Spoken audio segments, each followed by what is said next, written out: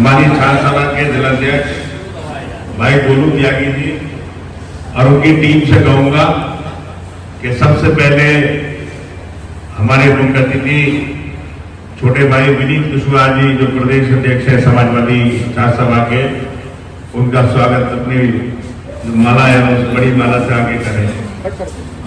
पूरी टीम ले हो गया भाई, नीचे को थोड़ा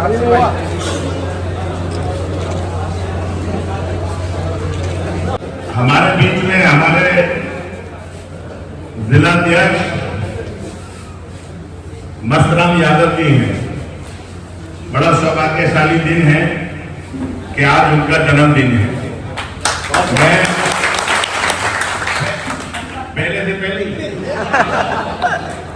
मैं दुआ करता हूं ऊपर वाले से, भगवान से, अल्लाह से कि वो दीर्घायु हो, स्वस्थ रहें, भगवान करे उनकी लंबी उम्र हो और हमारा नेतृत्व पूरे जिले का इसी तरह करते रहें।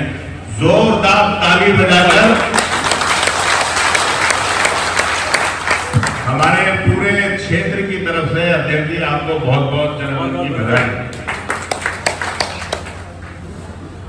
इस कार्यक्रम के अध्यक्ष हमारे जिलाध्यक्ष आदरणीय मस्तराम यादव जी, हमारे मुख्य अतिथि समाजवादी छात्र सभा के जुझारू और पूरे प्रदेश के अंदर छात्रों को समाजवादी पार्टी और अखिलेश यादव जी के नेतृत्व में इकट्ठा करने वाले छोटे भाई विनीत कुशवाहा जी, विधानसभा के अध्यक्ष केसर परवेज साहब, भाई चंद्रपाल सैनी जी, आदरणीय गौड़ साहब, आदरणीय यशवीर नागर साहब, हमारे वीरेंद्र प्रजापति जी, हमारे योगेंद्र दादा साहब, मनोज त्यागी जी, अनु त्यागी जी, अंशु त्यागी जी, हमारे जफर दुली साहब, भाई दीपक चौधरी साहब, हमारे मेंबर जिला पंचायत के पूर्व मेंबर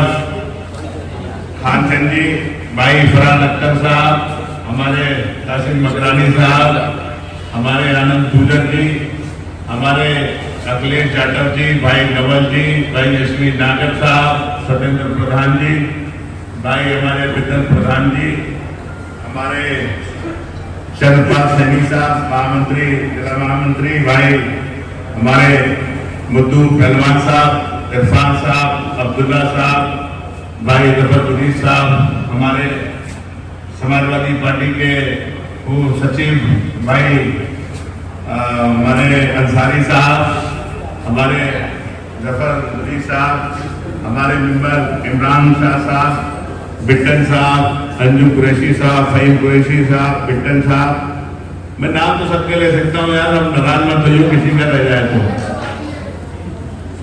हमारे मंच पर बैठे सभी समाजवादी पार्टी के नेता, यहाँ पर मौजूद वो सारे हमारे नौजवान साथी जिन्होंने इस कार्यक्रम को सफल बनाने में भाई गोलू त्यागी जी की बहुत मदद की, भाई रामोदार डीलर साहब, सचिन त्यागी साहब, कासिम मकरानी साहब, फरहान अख्तर साहब, गुड्डू प्रधान जी, आमिर मंसूरी साहब, समीर चौधरी साहब, जयवीर यादव जी, बंटी सुरावली, नीरज त्यागी जी, पप्पू त्यागी जी, कुलदीप त्यागी जी, राहुल त्यागी जी, सुधीर त्यागी जी, सोनू त्यागी जी, अंकित त्यागी जी, सचिन त्यागी जी, विशाल त्यागी जी, भाई चार साहब, लखनऊ प्रधान जी, भाई सत्येंद्र सिंह, इमरतपुर के प्रधान सूरजपाल सिंह जी, समीर जी, पप्पू खेलिया, मोहित, शराफत सिरसा, नसीम प्रधान सकतपुर, नेम सिंह खड़कवंशी जी, यतेंद्र अमरीश प्रधान जी, भोला कार्यकर्ता। मैं जानता हूं कि आप लोग 11 बजे से बैठे हैं, 11 बजे से आप लोग बैठे हैं। हमारे सारे वक्ताओं ने बहुत तफसील के साथ इस कार्यक्रम का, हमारे मुख्य अतिथि जी ने, भाई चंद्रपाल सैनी साहब ने और अध्यक्ष जी ने बहुत तफसील के साथ आप लोगों को इस कार्यक्रम के मकसद के बारे में आप लोगों को बताया। साथियों, आप सब लोग जानते हैं कि बहुत जल्दी तुम्हें एक बड़े इम्तिहान से गुजरना है। और यहां बैठा हुआ एक एक आदमी, एक एक इंसान वो इंसान है जो अपना आप में कोई हैसियत रखने वाला इंसान है।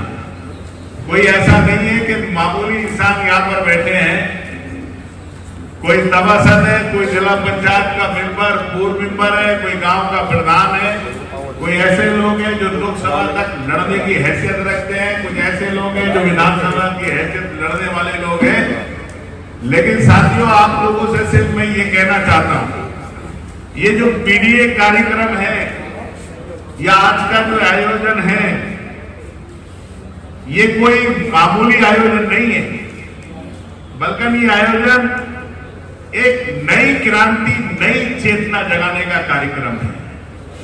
ये कार्यक्रम जो पीडीए का कार्यक्रम है वो पिछड़े, दलित, अल्पसंख्यक, वंचित, पीड़ित, दुखी, अगड़े, जिनके साथ समाज के अंदर हमेशा भेदभाव हुआ, जिन्हें हमेशा पीछे धकेला गया, जिनके साथ गैर बराबरी का रवैया किया गया, जिन्हें मंदिरों के अंदर पूजा करने के लिए, जिन्हें बारात घोड़े पर चढ़ाने के लिए मना किया गया, ये सारे ऐसे लोगों के इकट्ठा होने का एक क्रांति इस उत्तर प्रदेश के अंदर पीडीए के नाम पर जागरूक करने के लिए इस कार्यक्रम को उत्तर प्रदेश और इस हुसैनपुर के इस कार्यक्रम हम लोग हॉल के अंदर आयोजन कर रहे हैं।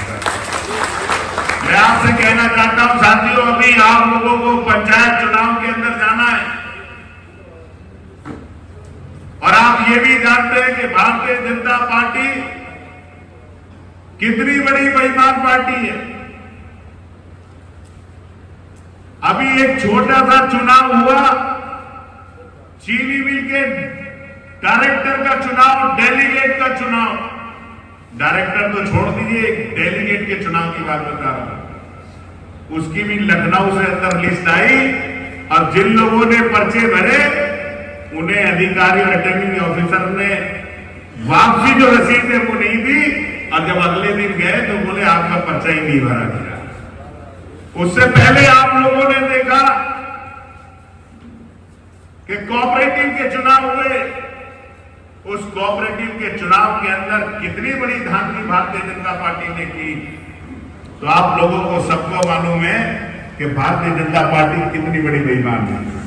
अभी चुनाव आने वाले हैं पंचायत के, आप लोगों को लड़ना होगा। प्रधानी का चुनाव आप लोगों को लड़ना होगा, जिला पंचायत का चुनाव, बीडीसी का चुनाव, प्रमुखी का चुनाव। ये बात मैं इसलिए कहना चाहता हूं साथियों, अगर आज से जो हमारे नेताओं ने आप लोगों को बताया पीडीए का संकल्प लेकर आप लोग चले जाओगे जनता के बीच में, तो ये भारतीय जनता पार्टी चाहे कितनी बड़ी बेईमानी कर ले, आपकी पीडीए की हवा में रुक नहीं पाएगी और पूरी की पूरी भाजपा चली जाएगी। साथियों, मैं आपसे यही कहना चाहता हूं साथियों कि आप सब लोग हमारे मजबूत नेता हैं, लेकिन इन भारतीय जनता पार्टी वालों से लड़ाई कमजोर नहीं है आप लोगों की। कितने वोट नकली बने, कितने वोट फर्जी बने, कितने वोट लोगों के बाहर के रहने वाले भारतीय जनता पार्टी के लोगों ने बनाए, जब तक आप लोग बूथ के ऊपर काम नहीं करेंगे, जब तक आप अपनी वोटर लिस्ट को ठीक नहीं करेंगे, तो तब तक साथियों मैं आपको दावे से कह सकता हूं इन बेईमान भारतीय जनता पार्टी को आप लोग हरा नहीं सकते। अभी कहा अध्यक्ष जी ने कि बिहार के अंदर चुनाव कर दिया, डिक्लेयर हो गया चुनाव, और जब भारतीय जनता पार्टी को लग रहा है कि हम लोग चुनाव हार जाएंगे तो वोटर लिस्ट को शून्य कर दिया। बोले अब दोबारा से आप लोगों को क्लैरिफिकेशन देना पड़ेगा कि आप हिंदुस्तान के रहने वाले हैं, उस क्षेत्र के रहने वाले हैं नहीं हैं, तब आपको दो फॉर्म भरने पड़ेंगे।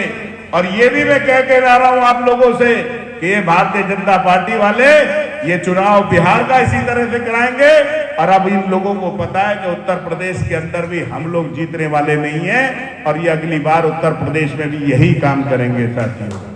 और आप लोगों को तैयार होना पड़ेगा। मन से हम लोग बड़े लंबे लंबे भाषण करते हैं, मन से हम लोग बड़ी बड़ी बातें करते हैं, लेकिन साथियों ये काम भाषणों से चलने वाला नहीं है। जब तक अपने गांव के अंदर, जब तक अपने बूथ के ऊपर आप मजबूत नहीं होंगे, तब तक भारतीय जनता पार्टी से आप लोग लड़ाई नहीं लड़ सकते।